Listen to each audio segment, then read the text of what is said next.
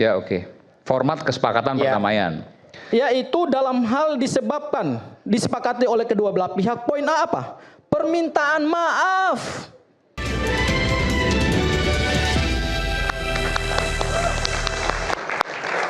Oke, tadi saya berikan kesempatan pada Bang Sanghaji, pasal mana di KUHP baru yang mensyaratkan bahwa restoratif justice harus ada permohonan maaf? Oke, Mas Aiman, saya minta dulu kesepakatan ya. Kalau saya bicara jangan dipotong dulu ya. Oke, baik. Nanti kalau Bang Rasman mau memberikan pendapat terhadap pendapat saya, silahkan saya persilahkan gitu ya. Nah, kalau kita menggunakan KUHP yang baru, di pasal 79 saya bacakan ya. Ayat 1. Mekanisme keadilan restoratif dilakukan untuk memulihkan keadaan semula yang berupa A. Ini poin A loh. Ini syarat di poin A. Pemaafan dari korban atau keluarganya. Ini bisa dibaca nih Mas Aiman. Oke. Mekanisme keadilan restoratif dilakukan untuk memulihkan keadaan semula yang berupa A. Pemaafan dari korban dan atau keluarganya. Itu rumusan norma hukum acara pidana. KUHP baru. KUHP yang baru. Sekarang saya kembalikan ke Perpol 8 2021. Saya kembalikan ke situ dulu. Baik. Karena restoratif justice ini payung hukumnya bukan menggunakan KUHP yang baru. Perpol. Tapi menggunakan Perpol 8 2021. Oke ya. Memang di Perpol ini bunyi hukumnya, bunyi rumusan hukum pidana, hukum acara pidananya tidak sama dengan pasal 79. Hanya di Perpol ini disebutkan syarat formil dan syarat material. Ya, syarat formilnya itu adalah adanya kesepakatan perdamaian, kemudian ada ganti kerugian, dan syarat materialnya itu adalah tindak pidana tertentu yang tidak bisa dilakukan restoratif justice. Oke. Begitu kita buka di lampiran ini lampiran Perpol ya. Ya, ini produknya Polda, ini produknya Mabes Polri. Yaitu lampiran pertama format surat kesepakatan perdamaian. Ini bisa dilihat Mas Aiman. Ya, saya tunjukin. Ya, oke. Format kesepakatan perdamaian. Yaitu dalam hal disepakati oleh kedua belah pihak. Poin A apa? Permintaan maaf. Ada loh ini, permintaan maaf.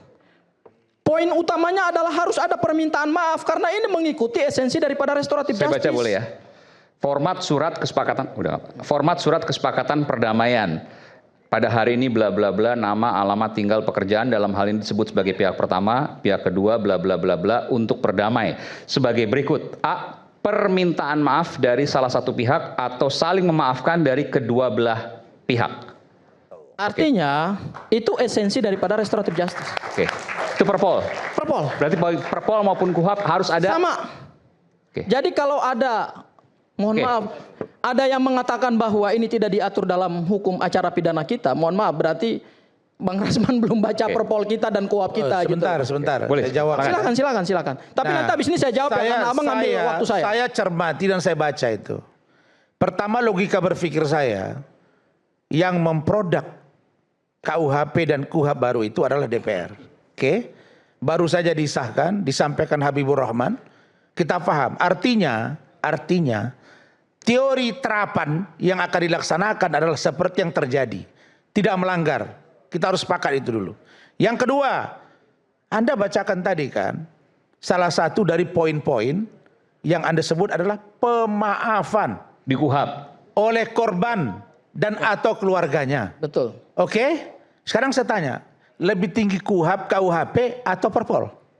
Ya lebih, abang gimana sih lebih tinggi saya tanya dulu. Ya lebih tinggi KUHP. Lah sudah, acuannya KUHP itu dan KUHP baru. KUHP. Nah ini hanya, dengerin. Itu pasal 79 KUHP harus ada pemaafan. Perpol yang lama juga harus pemaafan. Gimana? Pemaafan jangan tafsirkan lain. Pemaafan itu oleh korban. Abang tidak menggunakan norma hukum, ada dengerin ya. abang sendiri. Pemaafan itu oleh si korban. Kalau Pak Jokowi menganggap orang datang, lalu kemudian dia memaafkan, tidak ada masalah. Nah, sekarang selesai. Sekarang begini. Jadi saya berpacuan pada KUHP dan KUHP. Pemaafan itu tidak harus dua belah pihak. Tidak harus. Jadi bahwa salah satu merasa bahwa saya sudah maafkan kok. Sudah, sama dengan saya nggak ada masalah. Berarti lu datang ke saya tidak mesti harus kata-kata maaf tadi. Itu yang saya katakan tadi. Abang udah selesai belum? Abang udah selesai belum? Kalau abang udah selesai baru saya. Ya silakan saya kasih waktu. Itulah modernisasi hukum yang sudah dibangun hari ini. Maka kalau Anda mengatakan kita merujuk pada Perpol, sementara jelas ada KUHP dan KUHP baru, itulah rujukan kita hari ini. Instrumen pertama adalah termasuk kasus Peggy Sujana. Pemaafan itu datang dari korban. Dan kalau orang yang datang ke rumah dia maafkan, clear masalah. Oke, saya balas ya, Begitu tapi loh. abang jangan bantah saya. Saya balas semua apa yang abang sampaikan. Iya. Oke, tapi abang jangan bantah saya. Ini SP3-nya ya. Ya. Oke.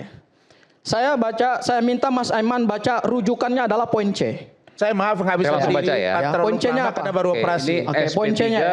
SP3 dikeluarkan 15 Januari 2026. Basisnya hukum soalnya. Oke, poin C, rujukannya adalah poin C salah satunya pasal 361 huruf A Undang-Undang Nomor 20 Tahun 2025 tentang Kitab Undang-Undang Hukum Acara Pidana. Berarti KUHP baru nih. Inilah disebut asas transitoir, buka KUHP-nya. Bahwa yang berlaku dalam SP3 ini bukan KUHP baru, tetapi Perpol 8 2021. Asas transitoir dikutip dalam pasal 361. Jelas itu. Bentar, No. Bentar. Itu kan tafsiran Anda. Abang baca pasal 361. Saya nggak bisa Bentar, berdiri baca karena baru dulu. operasi. Bentar. Gimana sih, Bang? Gini. Abang belum Bukan, abang ini kan baca tafsiran dulu. Anda ini kan. Ini Lucu Anda. Loh, Anda kok yang lucu? jelasin, Ini Anda yang rujuk. jawab Sebentar. sendiri. Ini kan tafsiran Anda ini kan. Bang, ini rujukannya di SP3 ini resmi loh, Iya Bang. tahu saya. Tapi ini jelaskan. tafsiran resmi Anda loh. kan. Nanti saya Abang nggak paham hukum. Gimana sih? Abang dari Anda tadi yang ngomong, menafsir. abang ngomong dari tadi cuma Anda tidak asumsi. boleh menafsir Abang nggak sesuatu. pernah baca undang-undang, Lah, sekarang nggak pernah begini. baca SP3 ini. Anda tidak Nggak nyaman pernah baca dengan ini. Perpol. Silakan loh, jangan bilang-bilang Loh, begitu. loh, iya dong, abang kalau baca pasti paham. Sekarang saya tanya Anda, lebih tinggi Perpol apa KUHP? Itu dulu. Masalahnya Ya di KUHP sudah. ini Yang diatur Anda asas sebut tadi itu, transitoir. dengarin ya. Asas transisi hukum. Yang Anda sebut tadi Bentar, itu bentar. adalah Iman, tolong sudahi deh. logika Saya berpikir saya yang menengah agak aja, saya. kita menjadi Bentar, sesat. nanti saya Ini bersama. pasal 361. Enggak, sebentar, Bang. Biar. Pasal Nggak, 361 gini. Saya kan orang awam hukum. Iya, iya, pasal bentar, 361 Saya tanya, mau tanya. Ya. Ini yang kalau SP3 saya tanya dong saya kenapa? Iya, iya. Kan? Bentar, Bang Diael, Bang Damai, bentar. Kan Abang damai, jadi damai gitu. Ya. Abang ngomong damai semua ini. Iya, iya. Oke, kalau pemahaman saya Bang Sangaji, berarti rujukan ini adalah KUHP baru. Karena huruf C merujuk pada KUHP baru. Ya, tapi dasar RJ-nya itu nggak menggunakan KUHP baru, menggunakan Perpol. RJ-nya, tapi kan RJ-nya. SP3-nya menggunakan KUHP baru. Iya, SP3-nya menggunakan KUHP baru. Oke. Ya, tetapi RJ-nya karena di situ diatur menggunakan asas transitoir, ya mohon maaf ya. Ya. Karena di situ dijelaskan bahwa rujukan dipakai itu adalah pasal 361 huruf A. Pasal 361 huruf A, Bang, izin Bang Kanda, bunyinya begini bunyinya Oke, ya. silakan. Terhadap proses penyidikan yang masih berlangsung meskipun sudah diterapkan hukum acara pidana yang baru dan penyidikannya belum selesai, tetap menggunakan KUHP yang lama kecuali perkaranya sudah dilimpahkan ke pengadilan menjadi proses penuntutan. Oke. Itulah yang disebut dengan asas transitoir atau asas transisi hukum acara Bang pidana, Mosin, Bang. Kita Mohon paham. maaf, Semua Bang. bicara by Jadi law. saya menambahkan. By law kita Ini bicara. by law, Bang. Nanti saya beri kesempatan. Tafsiran Anda. Saya- Lu bukan tafsiran saya, di sini Rekan Gafur. SP3-nya disebut. Iya, itu kan tafsiran Anda. Rekan Mana Gafur aja paham saya dia tadi. menambahkan dulu. Nanti saya berikan. Ya sudahlah, terserah Setelah abang ini, lah. Bang. Baik. Silakan, Bang. Baik. Kalau abang nggak baca Bismillahirrahmanirrahim. undang-undang dan perpolnya begini. Oke, nih. Bang. Jadi Nanti. memang harus baca dulu biar jelas dan kita itu harus berpikir dulu baru bicara. Jangan bicara baru mikir. Oh saya tadi salah ya. Oh belum baca ya. Ah gitu. Jadi begini, memang di dalam KUHP yang baru Undang-Undang Nomor 20 Tahun 2025 itu diatur transisi. Ada perkara yang telah disidik, sedang disidik, akan disidik, sudah dilimpahkan, sudah diputuskan, bahkan eksekusi itu diatur semua. Nah, 361A itu mengatur bagaimana kalau perkara itu sudah disidik tapi belum dilimpahkan ke persidangan. Transisinya menggunakan KUHP yang mana? Apakah otomatis menggunakan KUHP yang baru atau yang lama? Disitulah dijelaskan. Kalau perkara sudah disidik tapi belum dilimpahkan pengadilan, yang berlaku adalah KUHP yang lama. Kalau KUHP yang baru berlaku, batal demi hukum semua penyidikan. Kenapa? Karena perkara ini dilaporkan 30 April 2025. Sementara keberlakuan KUHP yang baru, Undang-Undang Nomor 20 2005 itu berbarengan dengan KUHP yang baru, yakni 2 Januari 2026. Itulah yang kemudian melegitimasi proses penyidikan yang lalu itu sah.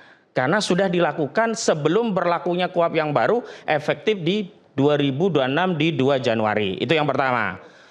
Yang kedua, memang soalnya bukan hanya soal teknis, ini substansial. Kalau kita bicara KUHP dan KUHP yang baru, kita bicara restoratif justice begitu, itu ada 2 syarat restoratif justice itu bisa diberikan. Saya menyebutnya yang pertama syarat subjektif, yang kedua saya sebut ini sebagai syarat objektif. Syarat objektifnya diatur di dalam pasal 5. Maksudnya apa? Perkara apa saja yang boleh diselesaikan dengan pendekatan restoratif justice, di sana disebutkan di antaranya syarat mutlak restoratif justice itu adalah perkara yang ancaman pidananya di bawah 5 tahun. Bahkan ada pengecualian kalau perkara itu korupsi, TPPU, ya, perjualan anak, narkoba, nggak boleh restoratif sama sekali. Pertanyaannya dalam kasus kita, apakah SP3 ini hanya diterapkan pada pasal-pasal yang ancaman pidananya di bawah 5 tahun atau di dalamnya ada kumulasi pasal-pasal di atas 5 tahun? Kita balik. Laporan saudara Joko Widodo itu ada 5 pasal.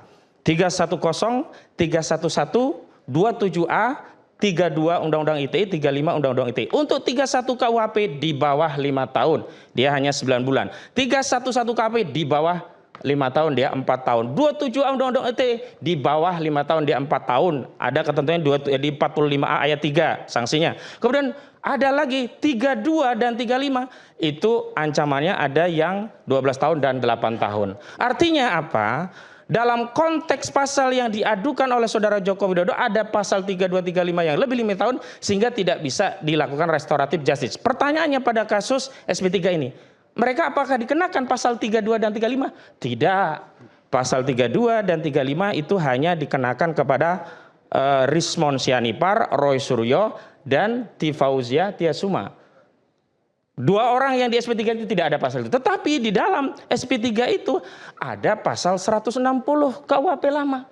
Ada pasal 28 ayat 2 Undang-Undang ITE yang ancaman pidana yang diatur di 45A ayat 2 itu 6 tahun, di atas 5 tahun. 160 KUHP juga di atas 5 tahun. Artinya secara objektif restoratif justice ini tidak memenuhi. Kenapa? Cacat.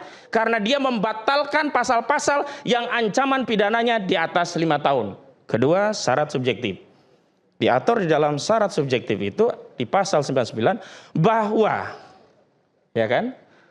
Restoratif justice itu hanya mungkin dilakukan oleh penyidik kalau ada kesepakatan perdamaian antara para pihak. Baik yang mengklaim sebagai korban, katakanlah demikian, atau yang dianggap sebagai tersangka bersalah, katakanlah demikian, tetapi ada kesepakatan. Pertanyaannya, apakah pasal-pasal yang dikenakan kepada ES dan DHL itu semuanya kewenangan Jokowi dia yang melaporkan? Oh tidak. Ada 4 laporan polisi yang dikonsolidasi oleh Polda Metro Jaya. Pertama, ada Lecu Manan. Kedua, ada Maret Samuel Suken. Ketiga, ada Andi Kurniawan. 3 orang ini melaporkan 160 KUHP, 28 ayat 2 Undang-Undang ITE yang ancamannya di atas 5 tahun.